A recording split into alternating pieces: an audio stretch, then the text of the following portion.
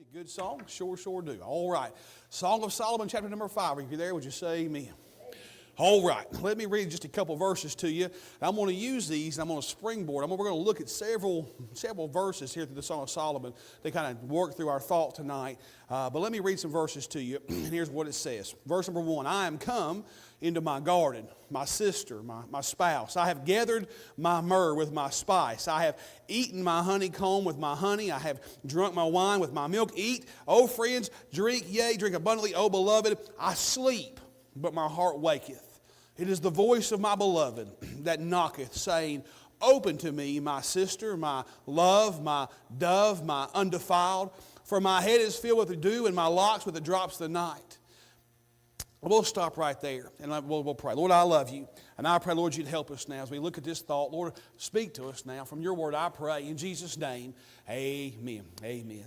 Now, you'll remember last week I've started a series of messages that I'm going to entitle The Matter of Marriage. And I'm hoping to do my best to really dive into the study and understanding of not only marriage, but the home as well. You know, can I just say, I was reading this and reading this recently, and it kind of shocked me, because sometimes I think our church, we used to think the church was immune to the problems that the outside world faced. But friend, that's not the way it is anymore. You know, in the average church now, roughly 20 to 25% of Christian marriages, it said they end in the sad state of divorce. And to be honest with you, it's an even higher percentage in the millennial and even this Gen Z crowd that's coming, that's now getting married. More and more Christian people are facing real problems when it comes to their home and to their marriages. And what I'm hoping to do over the next several Sunday nights is really begin to study what the Word of God has to say around marriage and the home. Well, I want to just remind you, and I think sometimes if we're not careful, we'll lose sight of this. We live in such a day and age where there's so many options for information. I mean, if your marriage is struggling, I can tell you there's probably 1,000 podcasts you can listen to about marriage. I promise you, if you go to a bookstore right now, you have problems with your marriage, there's probably 20,000 books about how to have a good marriage. Hey, if you want advice, just find somebody, and I'm sure you can find somebody to give you advice on how to have a good marriage and a good home. But friend, I want to remind you, you and I have a much better, much stronger authority than any podcast or any book or any friend's advice you could ever have. You and I have the Word of God. You know, I think it's important that you and I understand. Listen, we have to understand. I don't make any bones about it, and I hope you don't as well. But we're Baptists, and being a Baptist, one of the hallmarks, one of the pillars of what it means to be a Baptist is that we believe the Bible is the sole authority for all manners and practices of our faith and our life. Now that just means this: whatever the Bible, that the Bible is the answer for everything. There are commands, there are principles, there are guidelines that the Bible gives to help you and I in every area and every aspect of our life, including the home.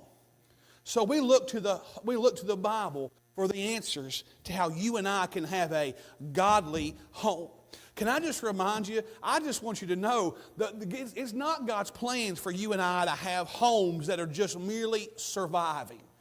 You know, there are some people tonight that they just kind of, at their house, they're just kind of holding on for dear life. I mean, every day is a battle and a war, and so they're just kind of going in and holding on for dear. They're just trying to survive day to day in their home. But that's not God's plan. God's plan is not for you and I to survive in our home. It's for you and I to thrive in our home. Our marriages, our homes ought to be a place that everybody in that home is thriving and living for the glory of God. Well, tonight I want to talk about a subject that really is the leading cause of all problems in marriage. Well, you say, Brother Jonathan, what is that? Well, I can't tell you something. There's a lot of things that it's not. You know, the leading cause of problems in a marriage is not financial. Now, I know that people have financial problems, Listen, I live in the same world you do. I remember when a dozen eggs was only like a buck 25. Those are what we call the good old days. I know the world around us is getting more expensive, and things are getting more, and financial problems are a very real thing. And I know that there are homes that have problems financially. Can I tell you? But that's not the leading cause of problems in marriage. It's also not fidelity problems.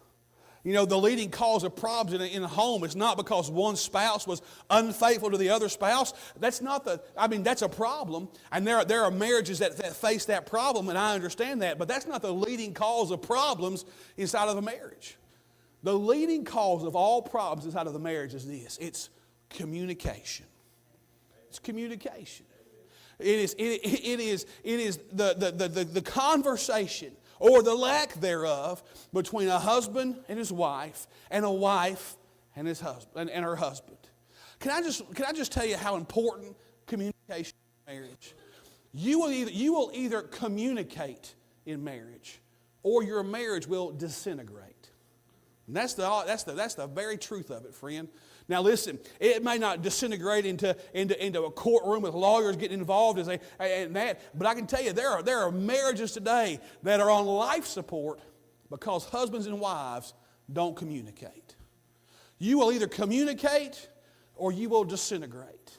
Can I tell you how important communication is in just everyday life? Can I tell you how important your words really are? Our Bible has a lot to say about words. Think about Proverbs 18, verse 21. This is a great verse. Here's what it says. Death and life are in the power of the tongue, and they that love it shall eat the fruit thereof. The tongue behind my ivory bars of my teeth, that in that tongue I have the power to hurt people, I have the power to help people. Listen, your tongue, friend, is much more dangerous than anything you got in your pocket tonight. Your tongue has the ability to help people, hurt people. Your tongue has the ability to either give life to people or to kill people. Our words are important. How about this good verse over in the book of 1 Peter chapter 3, verse 2?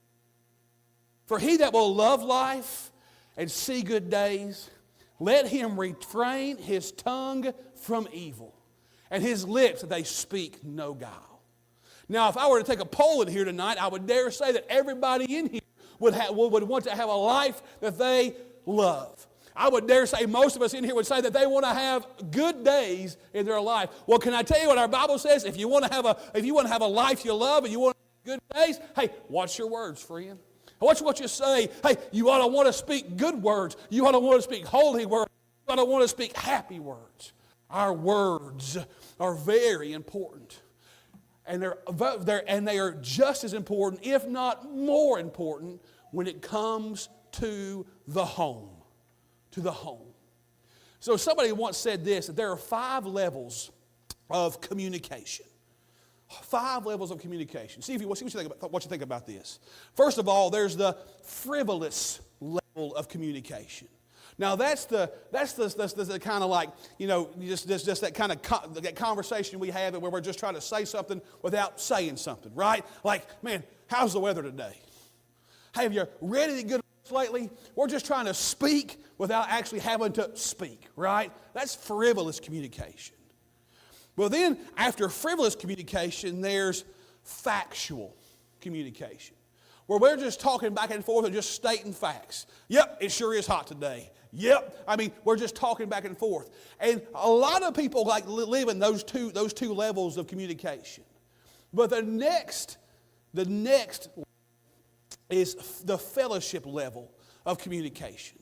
And that's where you and I begin to share our ideas or our judgments or our philosophies with people. We begin to share a little bit about how we think. Now, the reason why that's a third level there is because those things then begin to involve some risk. Because I could risk sharing my ideas or risk sharing my judgments or risk sharing my philosophies. And the person I'm talking to, they may reject those things. That's the fellowship level. Well, then the fourth level of communication is this. It's the feeling level.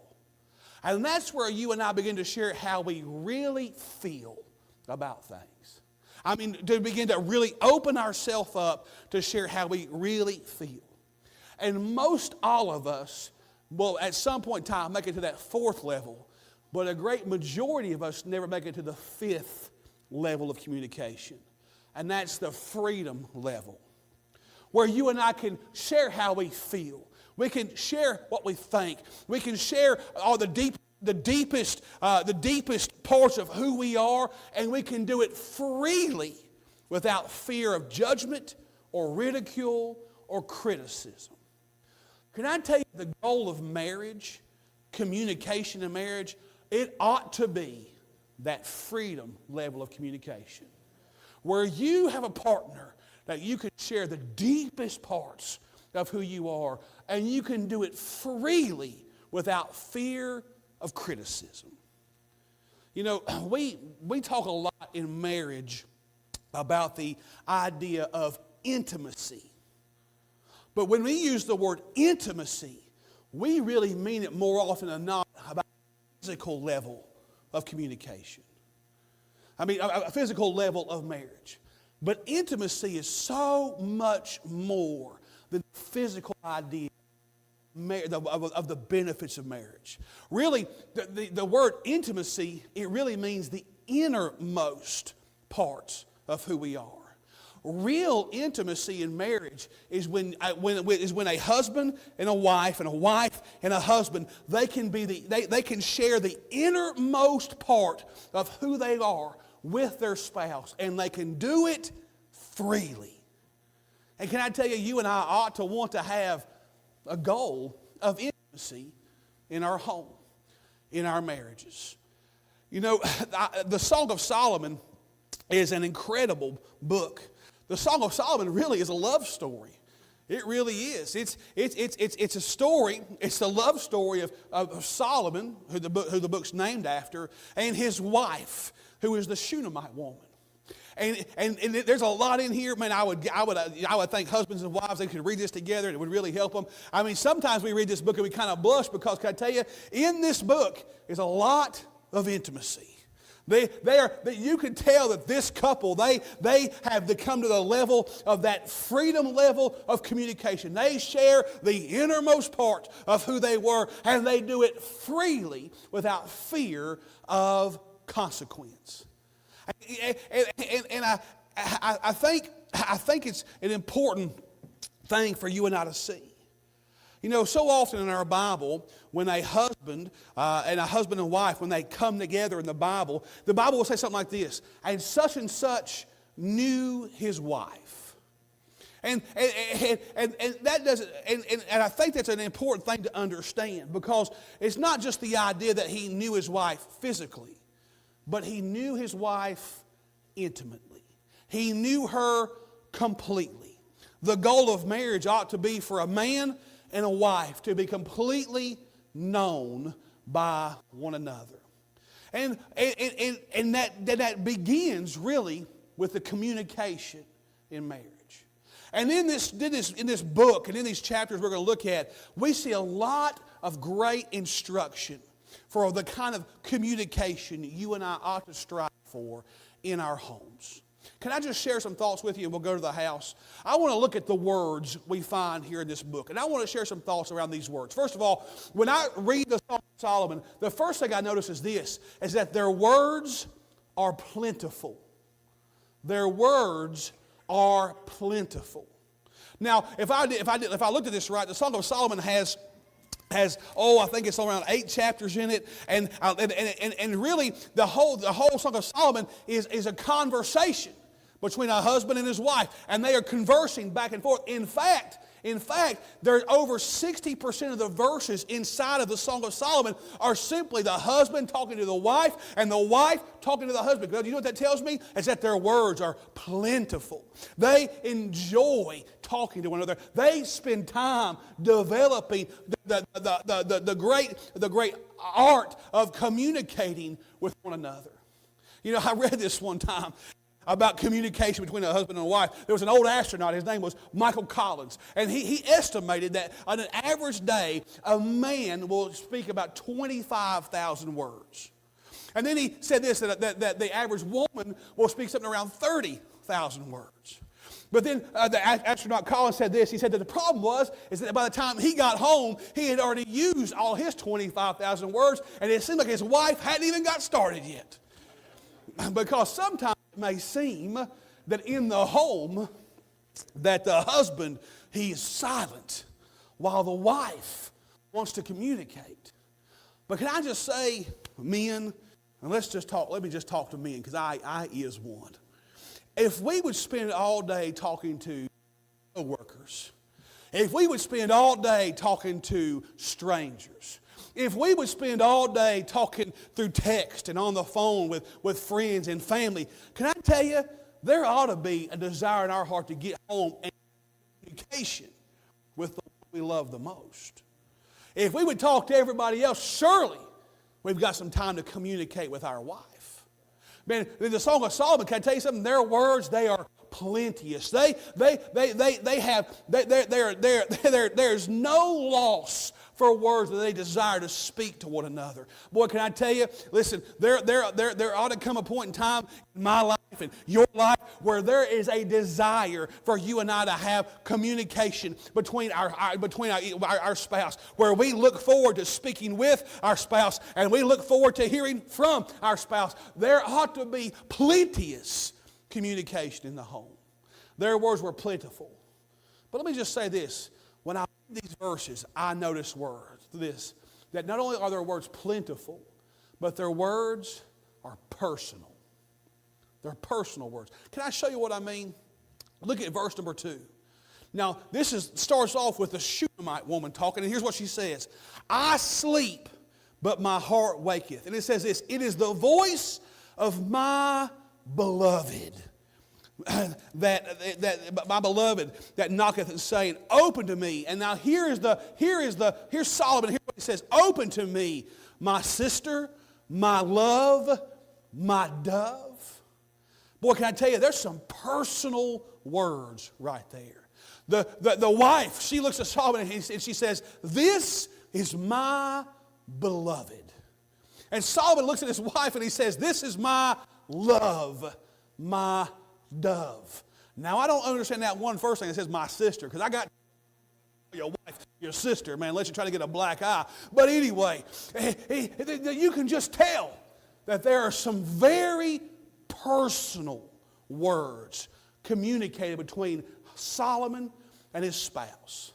You know, can I just say, I think that's a very important part of marriage. There ought to be some things you say to your wife that you say to nobody else. And wives, there ought to be some things you say to your husband that you say to nobody else. You know, maybe, men, you've got a pet name for your wife, and I don't have to know what it is. Please, I mean, maybe you call her Pookie, or I don't know what you call her, right? But I will say this. Let's just say you call your wife sweetheart. She's your sweetheart. Well, if that's the case, friend, if that's what you call her, you better never call anybody else sweetheart, because she's your sweetheart. Listen, I don't care if it's a waitress. Listen, I mean, I don't know what it is about going out to eat somewhere, but sometimes we'll get a waitress or whatever, and she'll say things like, "Hey, honey, how you doing? Hey, are you doing okay, honey?" Listen, man, I'm her, honey. I'm her, honey, right? But listen to me. If I call my wife sweetie, sugar, honey, whatever, that is my personal words for her. And I ought to care so deeply for her that I don't share those names with anybody else. And if my wife had some personal names for me, and I can't tell you what they are, friend, but if she did, those are mine, and they're nobody else's. We ought to want to share those things personally. You know, I think about this. I'm not going to touch on this subject tonight, but I think about over there in Ephesians where it makes that statement. It says, wives, submit yourself to your own husbands. That word own is a very unique word. In fact, that word own, it comes from the Greek word idios. And that word idios means unique. Can I tell you? Listen, and that's what your spouse is. They're unique. They are only for you. They are yours, and you are theirs. I like this too. That word idiots. We get the word unique from it. We also get the word idiot from it. So I don't know if it's saying submit to your own unique husband or submit to your own idiot husband. I don't know what it's really saying there. But I will tell you this. That unique thing is a very important thing. It reminds me that my first and most important personal relationship I have here on earth is with my spouse and nobody else. Can I just tell you what I told you last week? Your wife, your spouse, your husband, they ought to be your best friend. They ought to be the person you share that you share the deepest part of yourself with. And nobody else. Can I tell you something, men? Hey, if something good were to happen to you and the first thing you think about is calling your buddy, you got a problem. Hey, listen, if something bad were to happen to you and the first person you think about calling is a coworker, you got a problem, friend, because your spouse, that's your spouse. The uniqueness of that spouse. And that ought to come with some personal communication. There are just some things that only you and your spouse should share together. And I like it, man. She says, this is my beloved. He said, this is my love, my dove. It's a personal communication. Can I just say this as well? And I'm going to probably spend a lot of time here. Not only were their words plenteous. Now I'm talking about communication in marriage. There are plenteous words. There are personal words. But there were also positive words. Now I dare you, go home and see if I'm wrong. You study every verse in this book and come back and tell me if you find one bad thing Solomon says about his wife. Or you go look at it and tell me one bad thing his wife says about Solomon. Of all this conversation, of everything that's ever said between this spouse, between this wife and husband, it's all positive. In fact, can I tell you, look, I like this. Look with me right there in verse number 2 again of verse 5. Here's Solomon again, and he's looking at his wife, and he says, it's open to me, my sister, my love, my dove. And he says this, my undefiled. Now, when Solomon looked at his wife, he said, you are just the purest thing that I've ever seen in my life. Can I tell you something? Now, we know this. She wasn't perfect. But don't get too, because there's no perfect wife. But listen to me, guys, don't worry. You ain't perfect either. But can I tell you something? When Solomon looked at his wife, he didn't look at the negative things. He didn't. In fact, can I tell you something? At this point in time, Solomon's trying to come in the door. He's knocking on the door, and she hadn't come to the door yet. He's not saying, hey, woman, I'm here outside the door. Come out. What are you doing? Get out of bed. Come up the door. No, he's saying, my undefiled. He's saying, when I look at you, you are the best thing that I've ever seen. But it wasn't just from Solomon to his wife. Go with me back to chapter number 1. And I'll show you this. In chapter number 1, here, he goes on to say this in verse number 8. He said this, if thou know not, this is Solomon again, he's saying this, if thou know not, O thou fairest among women, go thy way forth by thy footsteps of thy flock, and feed thy kids besides the shepherd's tent. I have compared thee, O my love, to a company of horses in Pharaoh's chariots. Man, he got to work on his Hallmark cards. Then he says this, thy cheeks are comely with the rows of jewels, thy neck with the chains of gold. We will make thee borders of gold with studs of silver. Look down there in verse number 15. He says this, behold, thou art fair, my love. Behold, thou art fair. Thou hast dove's eyes. Behold, thou art fair, my beloved. Yea, pleasant also our bed is green. Boy, can I tell you, there's no criticism in the words of Solomon. In fact, the Shunammite woman, I like what she says in verse number 10 of chapter number 5. She said this, my beloved is white and ruddy, the chiefest among 10,000. When they spoke to each other and when they spoke about each other, friend, they spoke positively. I think that's important for us to remember. Because I can tell you, not every interaction we have with our spouse is going to be a positive interaction. I wish it was the case, man. I wish I could tell you that we've never had a problem in our marriage, that I've never messed up. But I'd be lying to you, friend. Not every interaction I've ever had in my marriage has been positive. But I do know this: even if it starts negative, I have a choice to respond positively to make it a positive interaction. Boy, can I tell you something? How I choose to respond can make all the difference in my marriage. There's a great verse over in the book of Colossians. It's chapter 4, verse 6. It says this: "Let your speech be always with grace, seasoned with salt." I like that because here's what I think. Sometimes we get the idea. We'll say this. We'll say, Brother Jonathan, you don't know my wife. Brother Jonathan, you don't know my husband. They don't deserve for me to speak positive. You ought to hear what they say. You ought to hear what they do. They don't deserve it. Well, friend, you're right. They don't deserve it. We don't deserve it. But the Bible says this: let my speech be always seasoned with grace, seasoned with salt. Yeah, let my speech be always with grace, seasoned with salt. Now, what is grace? Now, we know grace from a salvation perspective. What is grace? Grace is when you and I get something we do not deserve. I'm saved by grace. I don't deserve grace. Did any of us salvation? Not one of us did. But yet, the grace of God gave you and I something that we did not deserve when it came to salvation. Well, can I tell you something? Sometimes my speech ought to always be with grace. Sometimes I ought to show grace. I always ought to show grace in my speech because that person, my spouse, may not deserve it, but in that moment, they need it. And when they need it, I ought to be willing to give it. Positive words. Man, words that settle in and make a real difference. It goes on to say that our speech should be seasoned with salt. Now, what does that mean? What does salt do? Well, salt adds flavor. Man, listen, there's a restaurant in the King area I go to, and I like it okay. It's not bad. But, man, they don't put no seasoning on their stuff. When I go in that place, I got to walk in there, and I got to go in there I got to take the whole salt shaker and just put it on there so there's some flavor to my food, because salt adds some flavor. It makes a difference. Can I tell you something? You can alter the course of your marriage with just your words.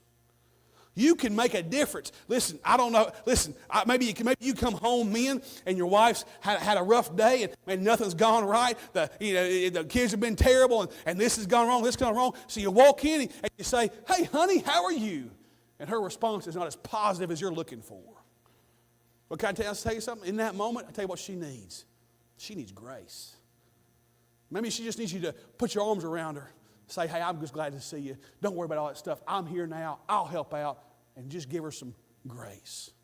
Hey, wives, the same thing for us husbands. Can I tell you something? We're as bad as anybody. But we need grace.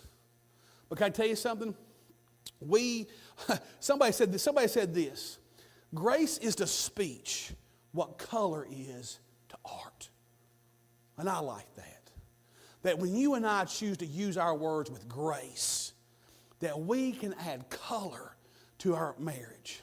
You know, one of the key characteristics to intimacy is acceptance. And if you and I find ourselves being critical or negative, that's a sign that you have not accepted your spouse. I mean, if every time your spouse says something, it's a negative comment, it's a critical comment, can I tell you what you're telling your spouse? I don't accept you for who you are. And friend, that's a dangerous thing. Can I tell you what that's going to do? That's going to cause your spouse to just go back into a shell and never come back out. I mean, listen, we can't, we will find ourselves unable to be intimate because we're afraid to expose ourselves. Because if we expose our inadequacy, we may not be accepted by our spouse. Can I tell you, when you and I come to a place where we choose to have positive words. You know, I like this statement. I've heard it a long time, and it makes a lot of difference. It makes really good sense to me. that there are a lot of things in my life that I cannot control what happens to me. But I can always control what happens in me. And I may walk into a situation where my spouse doesn't speak to me the way I want. But in that moment, I can't control that, but I can always control how I respond back. And I can speak positively. Positively. Can I just say this and I'll move on? Acceptance grows trust. And trust grows intimacy. We ought to speak positively. So their words were plenteous. Their words were personal. Their words were positive. But then I like this. Their words were passionate. Their words were passionate. Look with me in chapter number 2, verse number 8. And I want to read this. Here's what it says. The voice of my beloved, behold, he cometh leaping upon the mountains, skipping upon the hills. My beloved is like a roe or a young hart. Behold, he standeth behind our wall. He looketh forth at the window, showing himself through the lattice. But my beloved spake and said unto me, Rise up, my love, my fair one, and come away. For lo, the winter is past, the rain is over and gone. The flowers appear on the earth, and the time of the singing of the birds is come, and the voice of the turtle is heard in our land. The fig tree putteth forth her green figs, and the vine with her tender grape give a good smell. Arise, my love, my fair one, and come away. O my dove that are in the clefts of the rock, in the secret place of the stairs, let me see thy countenance, let me hear thy voice, for sweet is thy voice, and thy countenance is comely. Now, man, I can't help but read that and realize, man, that Solomon was passionate about his wife. And we can't help but read this book without realizing that Solomon's wife was passionate about Solomon. Can I say it like this? They managed to somehow keep the honey in the honeymoon. They spent time. They spent time investing in the communication to help keep and sustain a wonderful marriage. You know, I think sometimes we think that words, that what we want to say to our spouse, the communication, the words we want to say to our spouse, that they flow out of feeling. That when I feel a certain way about my spouse, then I'll be able to say what I want to say to her. But that's not always the way it works. In fact, most of the times, words do not come out of feeling, but they come. But most of the time, it's the feeling that flows out of our words. Well, can I tell you, if you think I'm crazy, go home and try it. Go spend this whole week. I double dog dare you, friend. Spend this whole week being positive, communicating, finding some of your 25,000 words to spend them with your wife, communicating with your wife. Hey, I tell you what, hey, you might just see that the fact that when you go home and you communicate, that your feelings start to change. Can I give you some real truth? Words will sustain a marriage. Boy, can I tell you, there are going to be times where you and your spouse are going to be going through some really hard times. And if you and I, and man, this probably needs to be more for men than anybody, but it works for both sides as well. But if I, as a husband, if I'm going through if we are struggling, and I go home and I just sit down and I shut down, man, I'm not helping my marriage. My wife and I, we've got to communicate. Talk. We've got to find ourselves being together. Can I tell you why? Because it's in those words that we sustain. Words will sustain a marriage. I'm going to back this up over here. Let me say it again. Let me. Words will repair a marriage. Can I just tell you, just as much as your words can tear down and destroy your marriage, your words can repair it as well. Now, it'll take some time. And there may be some scars that will never heal. But I tell you what, you find yourself speaking positively. You find yourself speaking personally. You find yourself speaking passionately and plenteously. You may just find the healing beginning in your marriage. But not only will words sustain your marriage, Not only will they repair your marriage, they'll grow your marriage. They'll grow your marriage. You know, I think men are probably we're very goal-oriented people. Okay? And here's what that means to us. That when we were dating our wife, man, we pursued our wife. I don't know about you, man, but I'd call her like every day, like multiple times a day. And I'd just find random things to talk to her about. You know, I'd call the house back in you teenagers, back in my day, we used to have these things called home phones. And so you actually had to call the home to talk to somebody. And maybe my mother-in-law would pick up or whatever, and I'd talk to her for a little while, and I'd say, hey, is Jennifer there? And I'd talk to Jennifer, man. We would talk all the time. Back in our day, we had pager. Well, she had a pager. I didn't have a pager. She had a pager. So even before she went to bed, I'd page her, and I'd say 143. I love you. Man, I'd write her letters. I'd have just these little letters here and there. I mean, I pursued her. And because I was pursuing her, I communicated with her. But can I tell you something? Us goal-oriented men, once we reach our goal, if we're not careful, we'll stop pursuing. I don't know, one of my favorite presidents of all time, his name was Ronald Reagan. I liked Ronald Reagan, man. Did you know that every day of his life, it went from the time he was the governor of California and he was married to Nancy Reagan to the time up until about a month before he died, every day he wrote his wife a letter. Some days they were short letters. Some days they were longer letters. But every day he wrote Nancy Reagan a letter just to tell her he loved her. Was thinking about her. Can I tell you something? That's the idea of pursuing. Listen, you and we ought to want our marriages to grow. The day you and I married our spouse and we sat down and we said these vows to one another, that was not the end of it. That was just the beginning of it. And if our marriage is going to grow, I'll tell you how it's going to work. It's going to work when you and I learn how to communicate together. Words will sustain a marriage. Words will repair a marriage. Words will grow a marriage. Our words, our communication, it matters in our marriage. But can I just wrap this up and let's just be done. I want to tell you something right up front. It's not easy.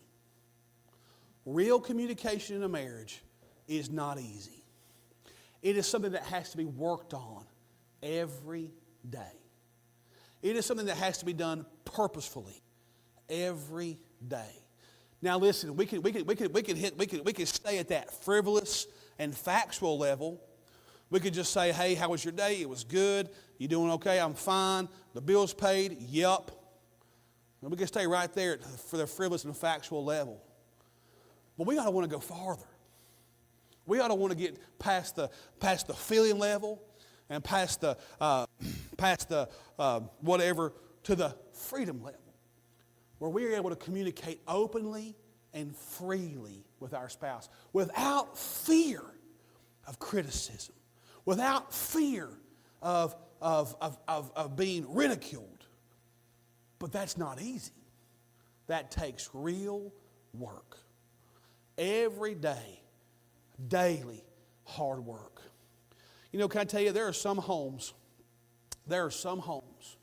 where a wife is so desperate to communicate with her husband that she has learned that she probably doesn't do it intentionally, but she has learned that if she'll just talk and ask and talk and ask and talk and ask, that eventually their husband will blow up and argue with her. But at least she gets some communication. And that's a dangerous place to be. That's a sad place to be. Can I tell you something, husbands? It ought not want to be that way. I heard it said like this, this makes a lot of sense to me, that the hope for our marriage ought to want to be that when we walk out the door, that there's tears in our spouse's eyes as we leave because they're going to miss us so much. And they're just looking forward to us coming home. That they miss us when we're gone. And when we come home, there's tears of joy. Boy, can I tell you, too often or not, it's backwards. When we come home, there's tears of sadness. Oh my goodness, he's back. Oh my gracious. And when we leave out there, it's tears of joy. Praise the Lord. We ought to want it to be opposite. But I'm going to tell you how it's going to get there. When we learn how to communicate. Communicate. Plenteous. Personal. Positive. Passionate communication. Heads bowed and eyes closed. Nobody looking around.